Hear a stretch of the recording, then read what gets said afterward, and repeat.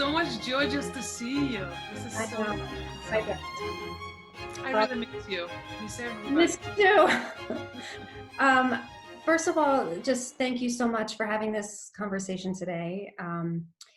As you know already, we're celebrating first-time eligible voters, and several of our Knights colleagues who are teachers, professors, they have had some really interesting conversations with their music students about reaching this civic milestone for the first time, and how it relates to them as musicians, and even how it relates to sort of concepts in music. So that's been really, really amazing. And I couldn't believe it when I was like, oh my God, I just heard that you yourself became a US citizen about a year and a half ago. So you are also a first-time eligible voter. So congratulations. Thank you, Caitlin. Thank you so much. This is really, on many levels, this is very exciting for me. Yeah. Well, can you talk a little bit about what it feels like to be voting in a presidential election for the first time? Well, as I said, it's a very exciting process. There are all these steps that I had to search out and ask my friends and ask people how it works. Like, what do you do? Like, I had to find out about registration, and then all these things and how different they are for every state. So all these intricate details about the actual process of voting. But overall, I feel so excited. I'm just really excited for this chance, because I remember when I got my citizenship, that was the first thing that was the second thing the judge said, and he said that now you can vote. And I was just like thinking about that and pondering on it for a while, and it's just and now watching the what's happening to our country and being part of it, and how it's affecting small communities, how it's affecting us and as a bigger community, and all of those things together, really bringing it up to this one point when voting really matters.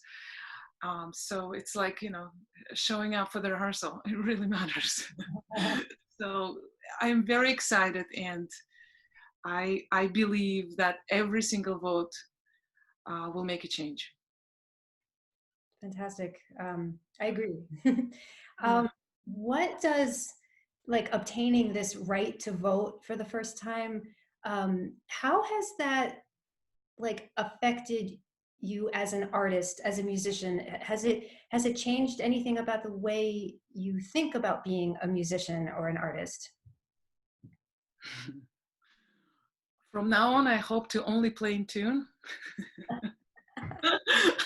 I mean, but that's a joke, of course. But another side of it, I how playing in tune, it's like almost like a centering, right? It's like how we tune our instruments. There's something about eliminating all the noises and all the thoughts of outside world and tuning into our instruments, into each other. And as a musician, I hope to be always on the edge of that tuning, like kind of really feel the tuning of my friends, like how we're in tune with each other. I'm hoping to tune into the community near me and tune into all of my friends abroad. And I think it's really important, especially now that we don't get to see each other.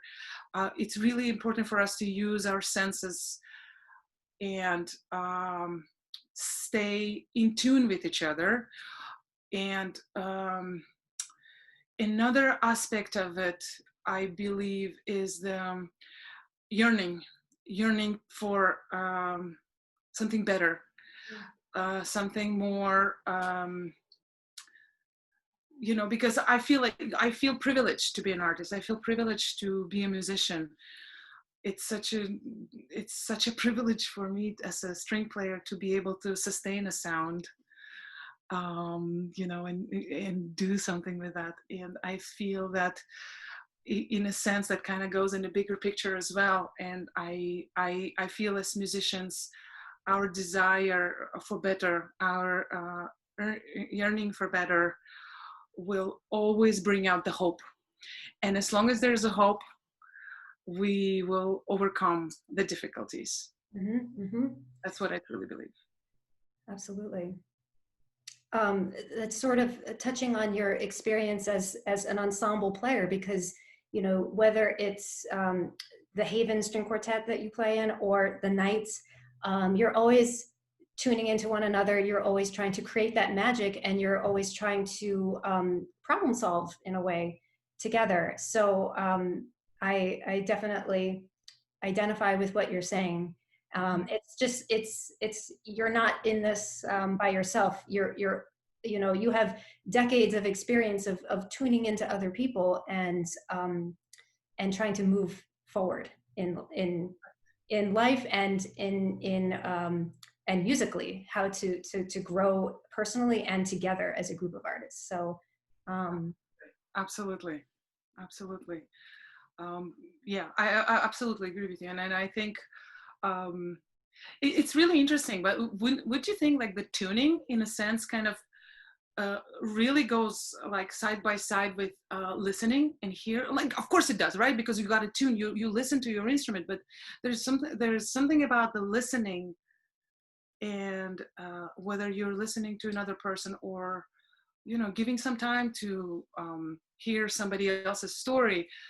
I think I really hope that as musicians, we collect all these stories, especially right now, and our ability to be there and listen to each other, listen to people who are struggling, and be there for them. It's connected, right? Don't you think it's kind of it is. one goes with another, right? You know, there was a kind of a fun question that some of our colleagues were asking their students, which was just, is there a piece of music that you think represents this milestone best for you? And there were some really interesting and cool answers. I mean, the loudest I hear in my mind right now is the Beethoven Ninth. This is just like, you know, because like of believe in the good of the humanity and the good of people, and it's just like, of course, you know, definitely Beethoven, because I feel that right now his message, his cry for us being united together as a humanity is more relevant than ever. But any music in any culture, right, has this one sense that kind of, again, unites all of it together. And I feel it's that almost like a well of truth. Like you can look at it and then you see that there's something in music that always speaks the truth.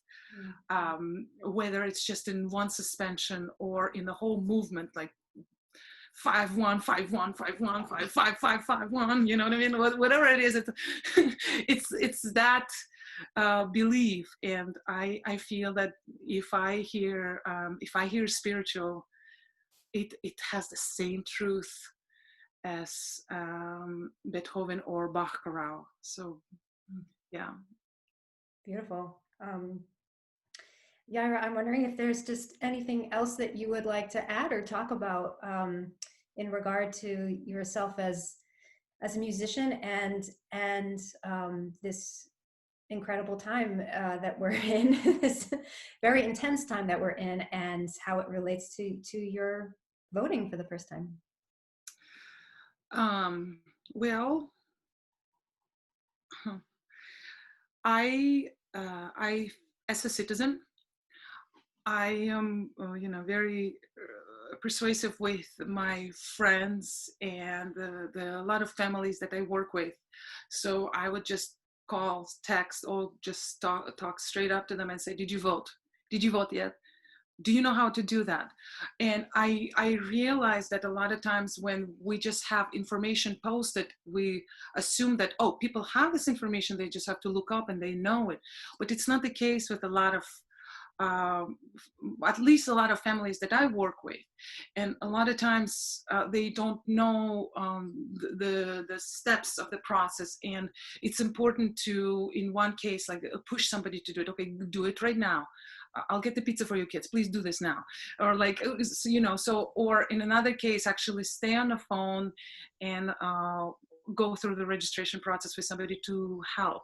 So I feel that um, it's important for us to understand, just because we have the information out there, it doesn't mean that you know, for many of us, of course, people can look up and, like, you know, just, oh, this is what it is. But I myself know that for me, a lot of times when I see complicated small letters or things like that, I kind of space out. Yeah. And I realize that a lot of times that's the case with a lot of parents. I say parents because I teach their kids, and thus in Music Haven, and so they're also kind of extended family in a sense. And I realize that sometimes initial push, or like, okay, did you do this or this and that, can go a long way. Yeah, it does go a long way. And the fact that you spend this time with these families, you are so close to them because of this incredible school that you are the artistic director of, Music Haven, which is, you know, a really inspiring program. Yeah, I think that you're doing such a good deed by helping these people who are eligible to vote to figure out how to actually go and to make it happen, to start that process, to register, and then to make the push to do it, because it's so important. And sometimes we push it to the side, you know, of our lives, and we don't think about it. I have, you know, my first time eligible voter story is that the first year that I was eligible to vote was the year 2000, and I was a sophomore in college. And honestly, I did not even think about it at all. It wasn't something that came across my radar because I was just so focused on practicing and, you know, my classes and my friends. And it was just something that, like, you know, I'm like, I look back and I feel like ashamed to say that, because it's like, this is a right that I have, and I'm not exercising that right. And I just didn't realize it at the time. And I think that there's just like no room for that kind of attitude anymore. And young people are showing us, like, every day that it's, you know, that they are engaged. And people like yourself who are, you know, you are eligible to vote, and you are making it happen, and making it happen for others, is just very, very inspiring to me. So Thank you, Caitlin. Thank you so much. Yeah, it's a privilege, and I think it's important for us to remember, you know, kind of count our blessings. Like, remember all the good that is there out there in the world, and spontaneous act of kindness every day is really as important as, I don't know, big crusade of some kind. I really think that yeah. There are a lot of people who are struggling. There are a lot of people who want to express themselves and want to be heard. And voting is the way for people to be heard. And I really hope that the younger generation, what they're fighting for with their gift to vote, with the fact that they can vote, I really hope they will not experience such a division in their life, but actually really realize that this is one United States, and we are all, you know, we're all the same in a sense, you know, even though we have all these differences in backgrounds and experiences that are different, but in the very essence, we need to support each other. well said.